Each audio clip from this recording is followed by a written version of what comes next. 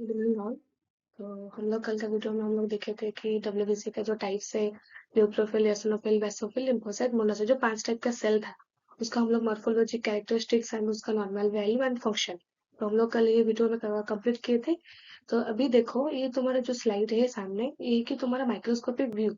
इसका मतलब जो ब्लड को हम लोग जो स्लाइड को स्लाइड में स्मीयर करके जो माइक्रोस्कोप में हम लोग आफ्टर स्टेनिंग उसको देखते हैं, तो हमको ये वाला पिक्चर दिखाई देगा, ठीक है।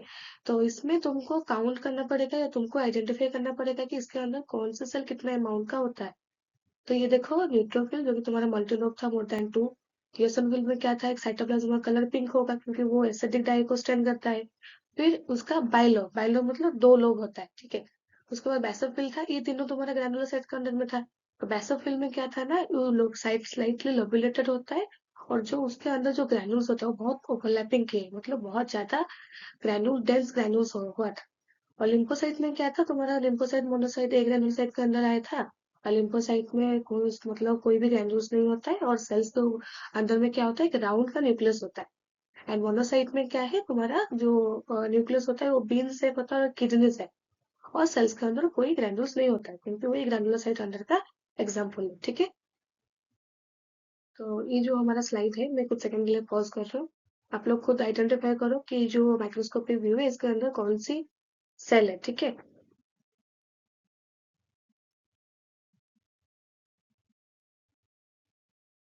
ठीक है, तो नेक्स्ट चल रहे हैं हम लोग। नहीं तो इसको स्क्रीनशॉट कर लो। ओके। तो अभी हम लोग जो हमारा लास्ट सेलुलर कंपोनेंट था, जैसे कि आरबीसी हम लोग एक वीडियो में किए, फिर डब्ल्यूबीसी किए, तो अभी हम लोग करेंगे प्लेटलेट। तो जो कि तुम्हारा सेलुलर कंपोनेंट के थर्ड कंपोनेंट है। देखो, तो these are the smallest of all blood cell, मतलब जो 3 टाइप का ब्लड सेल्स हो गया, सबसे छोटा स्मॉलेस्ट ब्लड को सेल कौन है, वो देखो तुम्हारा प्लेटलेट है। उसका साइज कितना है, देखो ओनली 2 to 3 माइक्रॉन। थोड़ा सा रिकॉल करो, आरबीसी का कितना था, 7.2 to 8 माइक्रॉन। डब्ल्यूबीसी में क्या था, एवो 15। तो डब्ल्यू सबसे बड़ा था, एवो 15। लेकिन यहाँ पे देखो प्लेटलेट कितना है, 2 to 3। मतलब सबसे छोटा हमारा ब्लड सेल कौन है, प्लेटलेट। 2 to 3। तो याद रखो, जो भी ब्लड सेल हमारा 3 टाइप का ब्लड सेल है, उससे सबसे छोटा है तुम्हारा प्लेटलेट, जिसका साइज होता है ओनली 2 to 3 माइक्रॉन, मतलब जस्ट एक छोटा सा डॉट लाइक। तो these are also known as thrombocyte. RBC को हम लोग एरिथ्रोसाइट बोल रहे थे, डब्ल्यूबीसी को हम लोग ल्यूकोसाइट बोल रहे थे, सब हम लोग प्लेटलेट को थ्रोम्बोसाइट। एंड थ्रोम्बोसाइट का life span in the blood circulation अंदर वो कितना टाइम तक वो रहता है और उसका फंक्शन करता है, जो कि तुम्हारा 8 to 10 days, ठीक है। एंड प्लेटलेट का नॉर्मल वैल्यू क्या है, मतलब जैसे कि ब्लड के अंदर जैसे आरबीसी तुम्हारा मिलियंस में रहेगा, डब्ल्यूबीसी तुम्हारा 1000 में, तो प्लेटलेट में कितना रहेगा, वो लैक्स में। और कितना लैक्स है, 1.5 to 4.5 lakhs। और उसका यूनिट सेम है, वही सेल्स पर MMQ और सेल्स पर क्यूबिक एम है। These are the non nucleated cell. याद करो, आरबीसी तुम्हारा क्या था, न्यूक्लिएटेड और non nucleated. RBC is the non nucleated cell, जो उसके अंदर कोई न्यूक्लियस नहीं होता।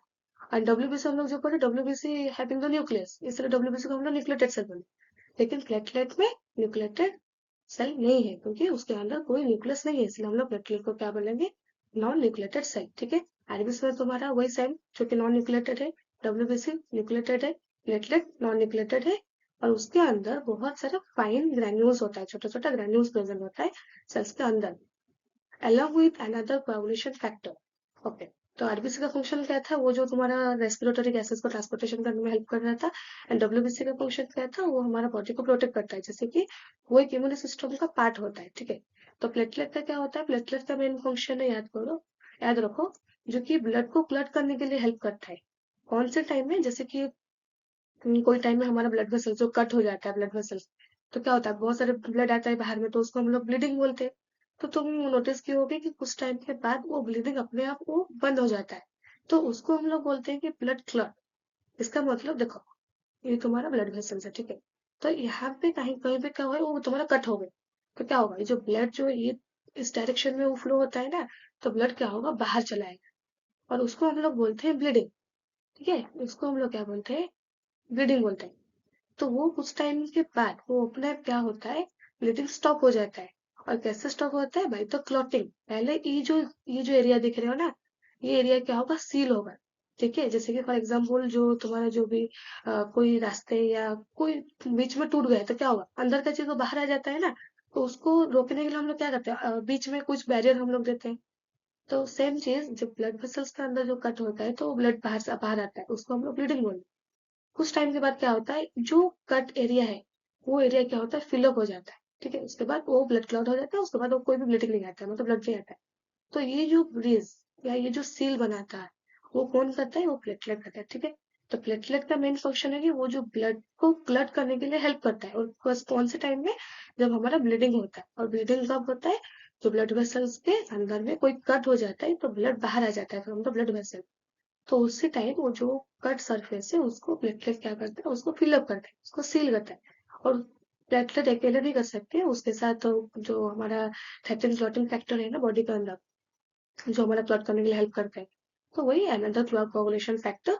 वो फैक्टर के साथ मिलकर प्लेटलेट हमारा ब्लड को क्लॉट करने के लिए हेल्प करता है। इसका मतलब it helps in the stopping of blood, मतलब जो ब्लीडिंग, स्टॉप द ब्लीडिंग, मतलब ब्लड में जो कट हो जाता है ब्लड वेसल्स में जो ब्लीडिंग आता है, वही ब्लीडिंग को स्टॉप करने के लिए प्लेटलेट हेल्प करता है। तो कैसे करता है, बाय द क्लॉटिंग फॉर्मेशन। ठीक है, ये जो एरिया है, ये एरिया में क्या होगा, बहुत सारे प्लेटलेट आके मिल जाएंगे, तो उसके बाद वो एक टेम्पररी ब्रिज फॉर्मेशन कर लेंगे।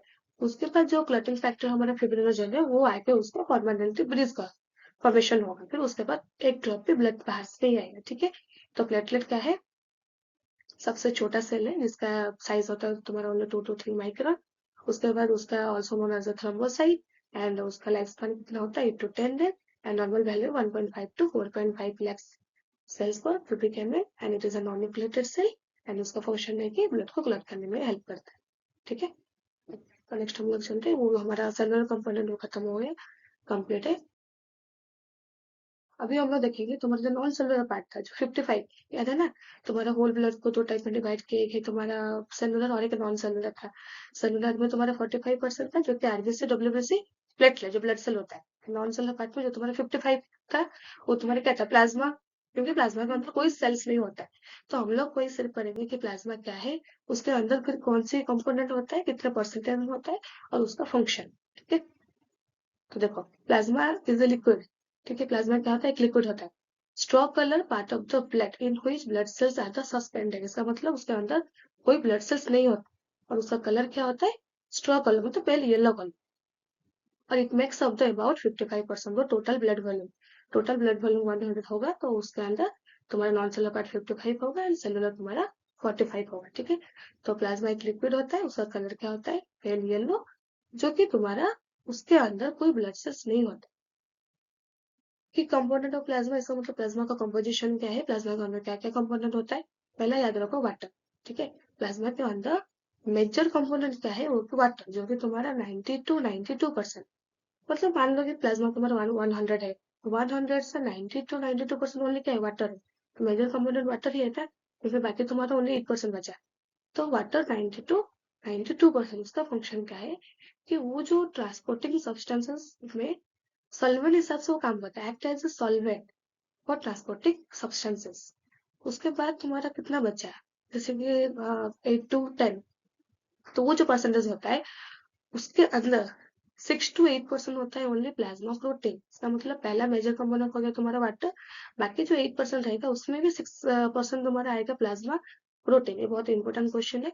तो प्लाज्मा प्रोटीन का एग्जाम्पल क्या है, देखो, एल्बुमिन, ग्लोबुलिन, फिब्रिनोजन। ठीक है, प्लाज्मा प्रोटीन एग्जाम्पल 3 ही होता है, मतलब प्लाज्मा के अंदर बहुत सारा प्रोटीन होता है, लेकिन ये सब तुम्हारा मेजर कंपोनेंट है, जो कि उसका काम, उसका फंक्शन, बहुत इंपॉर्टेंट फंक्शन वो लोग निभाते हैं। तो प्लाज्मा प्रोटीन हमारा 3 टाइप का है, albumin, globulin, fibrinogen. Most abundant, देखो, ऐसे क्वेश्चन आता है कि मोस्ट अबंडेंट प्लाज्मा प्रोटीन का नाम क्या है, तो तुम आंसर क्या दोगे, एल्बुमिन। तो एल्बुमिन का काम क्या होता है, maintain osmotic pressure and preventing fluid leakage. जो हमारा ब्लड के अंदर जो ऑस्मोटिक प्रेशर होता है, वो ऑस्मोटिक प्रेशर को बैलेंस कौन करता है, एल्बुमिन। फिर आगे तुम्हारा ग्लोबुलिन, ग्लोबुलिन का काम है, इसको याद रखना, it can include the antibody. और जो इम्यूनोग्लोबुलिन होता है, आईजी इम्यूनोग्लोबुलिन, इसका मतलब ग्लोबुलिन एक एंटीबॉडी हिसाब से काम करता है, क्योंकि उसका फंक्शन होता है इम्यूनो सिस्टम। उसके बाद तुम्हारा फिब्रिनोजन, फिब्रिनोजन वो बोले थे पहले से, जो प्लेटलेट तुम्हारा ब्लड क्लॉट करने में हेल्प करता है, उसके साथ एक टेम्पररी ब्रिज फॉर्मेशन करता है। जब तक फिब्रिनोजन नहीं आया है वो टेम्पररी है, तो फिब्रिनोजन आगे इसका मतलब वो उसको बाइंड करके रखेगा।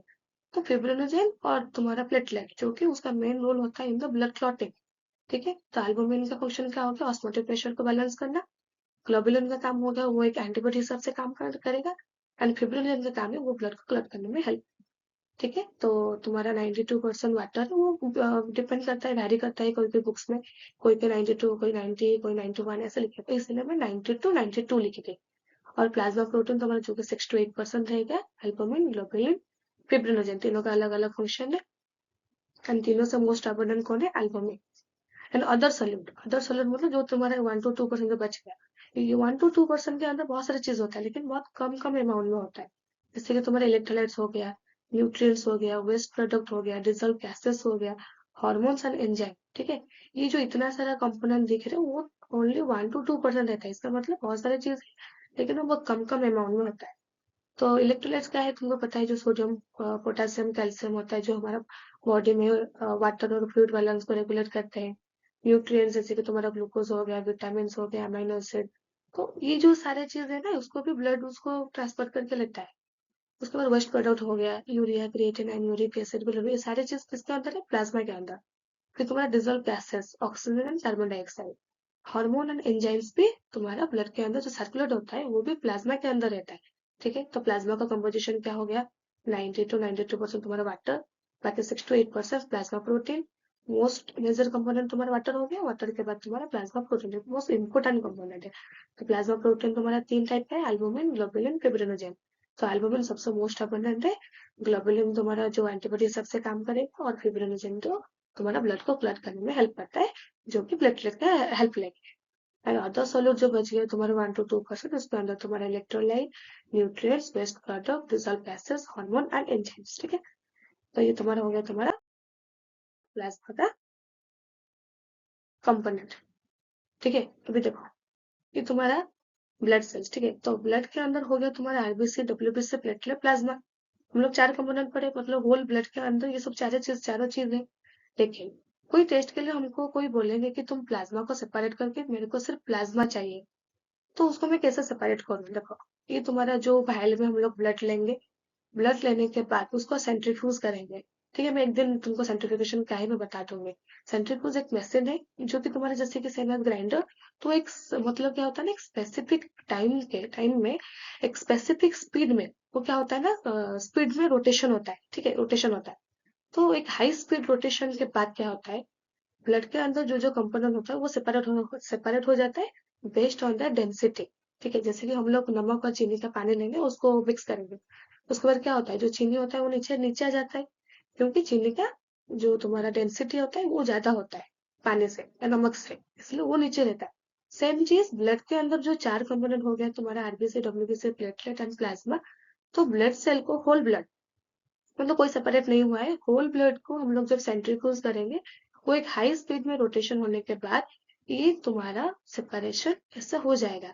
तो ऊपर अपर पार्ट, जो ट्यूब का अपर पार्ट में क्या आएगा, तुम्हारा प्लाज्मा, और नीचे तुम्हारा रह जाएगा पूरा आरबीसी।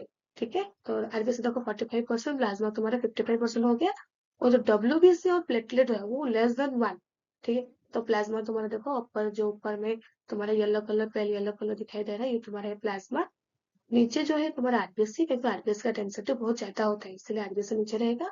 बीच में तुम्हारा रहेगा तुम्हारा बफी कोट। बफी कोट में क्या आता है, ल्यूकोसाइट एंड प्लेटलेट, याद रखो, WBC and platelet, buffy coat. तो प्लाज्मा कहाँ से रहेगा, ऊपर रहेगा, पूरा ऊपर में, और नीचे रहेगा तुम्हारा आरबीसी। बीच में जो छोटा सा लाइन है व्हाइट कलर, वो तुम्हारा होता है बफी कोट, उसको बफी कोट में ल्यूकोसाइट होता है, प्लेटलेट में होता है। ठीक है।